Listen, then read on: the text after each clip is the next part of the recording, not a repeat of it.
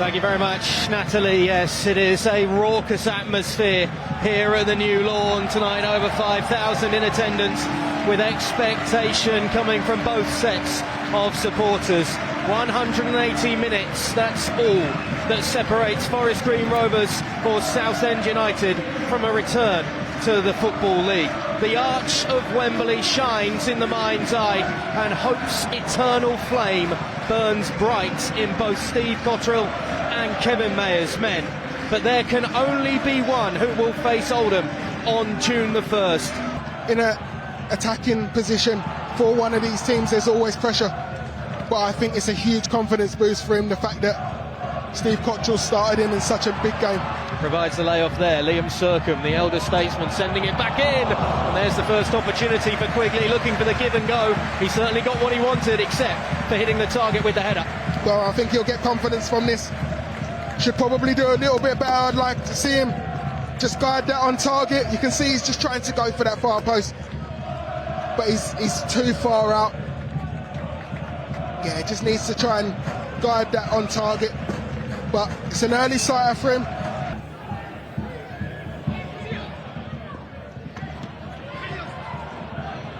Not quite the same defensive job this time, as Chambers Perillion almost worked his way through. Scoop back towards goal.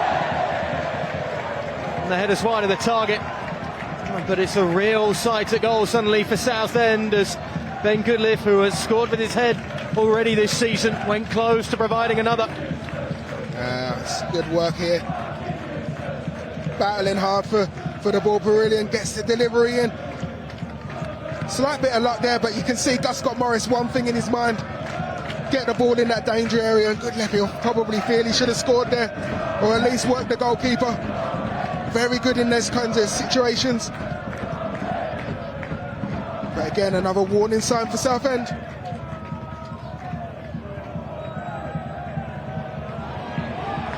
Two almost getting there first to the ball, but the loose ball falls to Gus Scott Morris. And that's a very well weighted pass too for Kendall. And there's a lovely pullback. Apaya Forson can't find the finish as he strikes the goal frame, and it's cleared away to safety just about.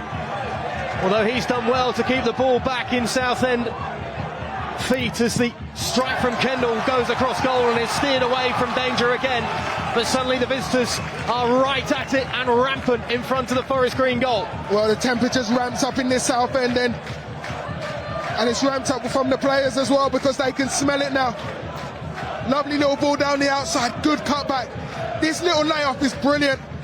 By Forson, I don't think he needs to smash the lever off the ball. Yeah, he's well within his rights to ask David Rock the question.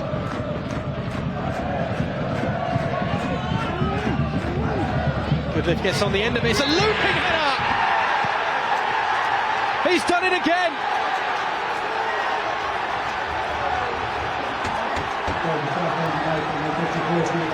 He lit the blue touch paper when he opened the scoring against Wealdstone a few weeks ago, and he's found another late on in this Vanarama National League season, and it is the perfect header as Southend United give us the breakthrough. Well, we saw an opportunity earlier in the first half. He makes no mistake with this one. Look at him, rises first, meets it, and he knows all he needs to do is just guide it. Doesn't need to put too much power on it, just needs to loop it in, guide it towards that far post, away from Ted Can. And he does it brilliantly, gets his jump perfect. Arrives, leaps, meets it at his highest point, just guides it into that far corner. Nothing Ted Can do.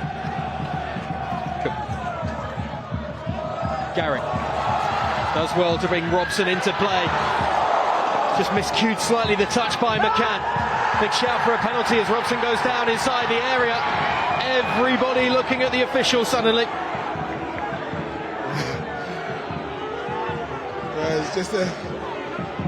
It was too delayed from Robson. You can see he wants the contact. It's a lovely little turn there from Garrick. Great ball from Robson. The first touch gets away from McCann. But then you see here, you know me, but it's too late. Robson, it's a second thought to go down. The delivery's got to be right now, and one of those big men, they need to go and get their head on something. These are the moments, these are the kinds of situations that they've been waiting for. I've not seen Innes get first contact yet. Innes up from the back, as is Jordan Moore-Taylor. It's in towards both of them. Innes is there! Well, there you go. Ask and you shall receive. Ryan Innes gets Forest Green Rovers right back into this semi-final.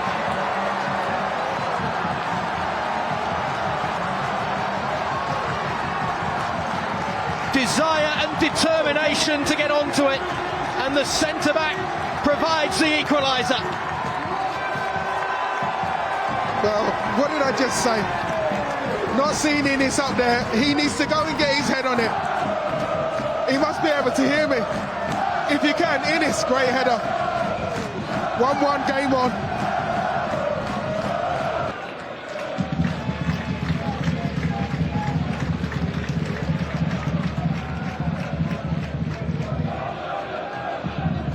Good turn by Chambers, brilliant.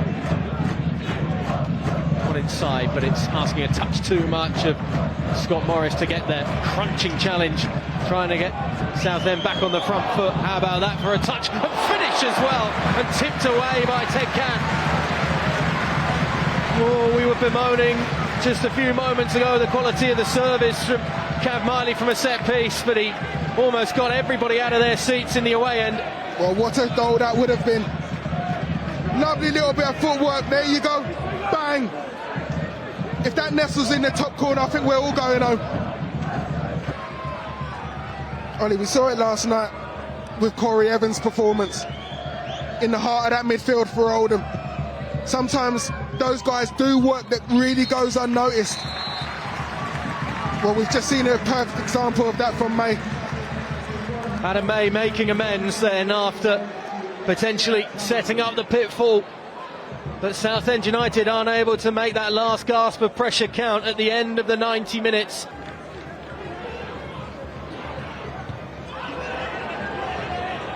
The best header by the captain, Ralph. That has to be sorted out by Taylor.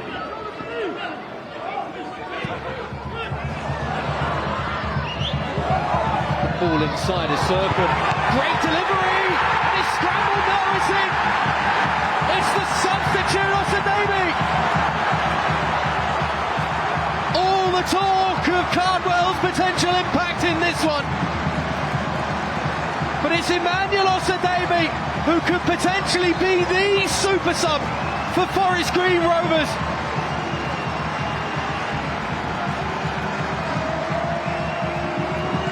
Barely a flinch from the manager, but celebrations from those in green in front of us. Well, we talk about moments. This is a huge moment. And I'll tell you where it comes from, the quality of Circum. Watch this cross. Stands it up brilliantly, sees his man far post. Says, go and head that in. Go be a hero. Osadebe says, okay, no problem. Bang. Brilliant goal from a Forest Green perspective. Hammer blow from Southend. Ralph can't find it, nor could Jack Bridge. Cardwell trying to get the better of Taylor. Gets his skates on still, just to put Hayes under pressure with the clearance. It comes back to McCann. He's encouraged to shoot. Might go looking for others instead. It's the lump forward that's going to fall here to Bridge, and suddenly there are blue shirts streaking into opposition areas. Bridge with the strike! Oh, we could be going to penalties tonight! Counter-attacking masterclass, and once again between these two sides it's two apiece.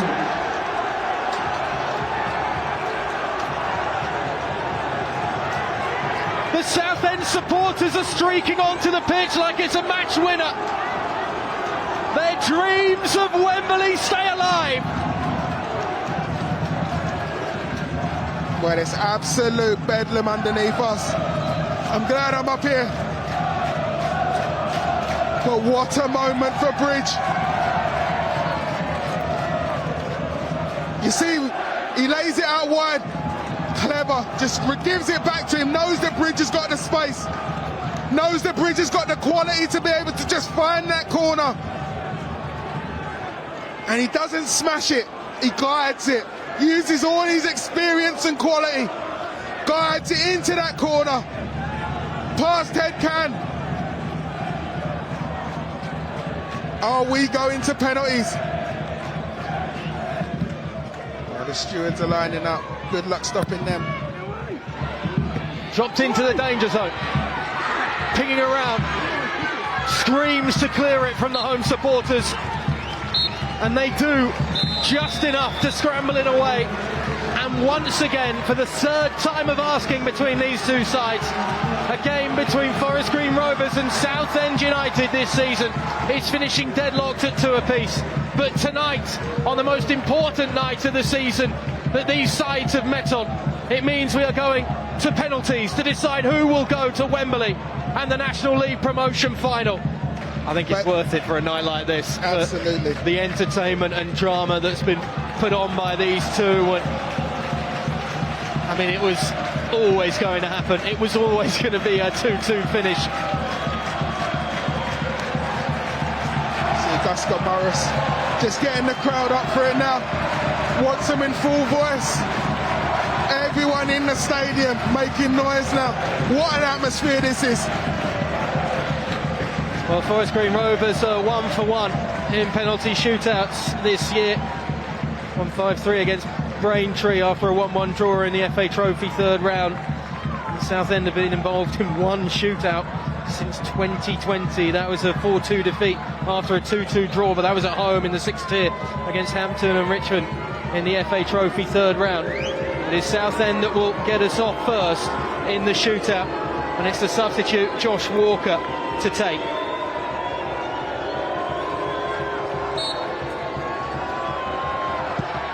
It's saved by Can. It's the worst start possible for the away side. Kevin Mayer tries to hide away inside that tracksuit top. And it's the man who left his side to join Forest Green Rovers. They'll get the home side off first next time up. Nice. There's not enough direction on it from Josh Walker. Comfortable for Ted Can. Advantage Forest Green. Cardwell against his former club.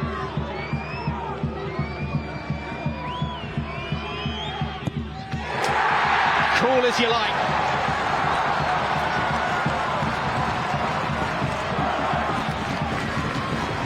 The Forest Green Rovers strike first blood in the shootout.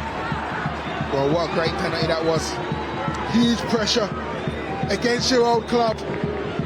Slot sends the keeper the wrong way. Great moment. It's the hero, Jack Bridge, to step up next. More heroics required. It's a very good penalty. Well, he's a great technician, Jack Bridge. Absolutely, just steps up to it. Whip, side netting. Fantastic penalty.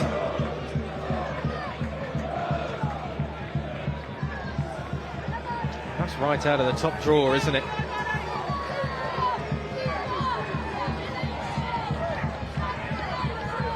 Up next, the substitute, Tom Knowles. Hayes trying a little bit of gamemanship. Oh, it's off the woodwork. And away, and we're back level.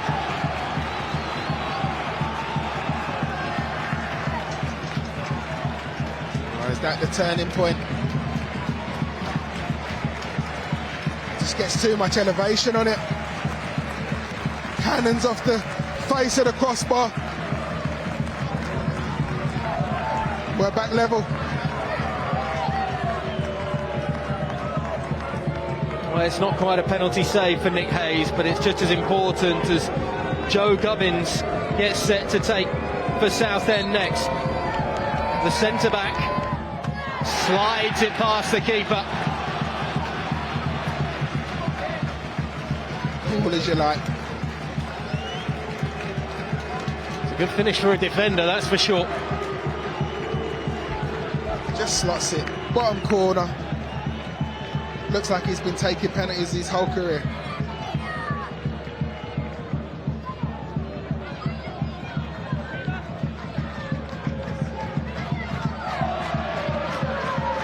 Well, it's one of the players of the season, Charlie McCann, next. You would expect him to score. Many in here will. Keeper gets a hand to it, but can't keep it out.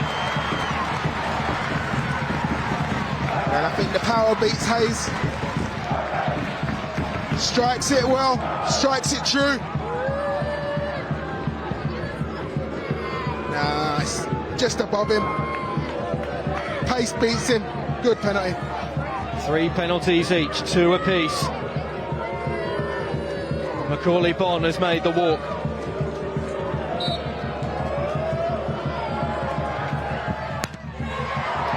Drilled in, but by the finest of margins, the skin of his teeth, Macaulay Bonne keeps Southend in front. Well, he absolutely levers that. He's not even sure for a moment. He thinks it's coming back out. Liam Sercombe, 35 years of age, over 700 appearances in his career at all levels, and he puts it over.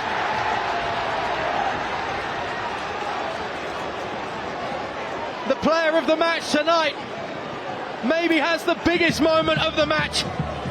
Advantage Southend, and a chance for them to win it. Well, when you're looking for composure, you look to your experienced players. Sercombe has had a fine evening. It's a terrible ending. Gus Scott Morris, top scorer. He said tonight he wanted to find a goal. He's found the winning penalty that takes Southend United to Wembley. Forest Green Rovers fall short at the final hurdle, as it's the Shrimpers who celebrate and will set their sights on the capital and perhaps a return to the Football League after 4 years. Only Oldham Athletics stand in their way, and June the 1st will be a making of the masterminds of Mickey Mellon and Kevin Mayer.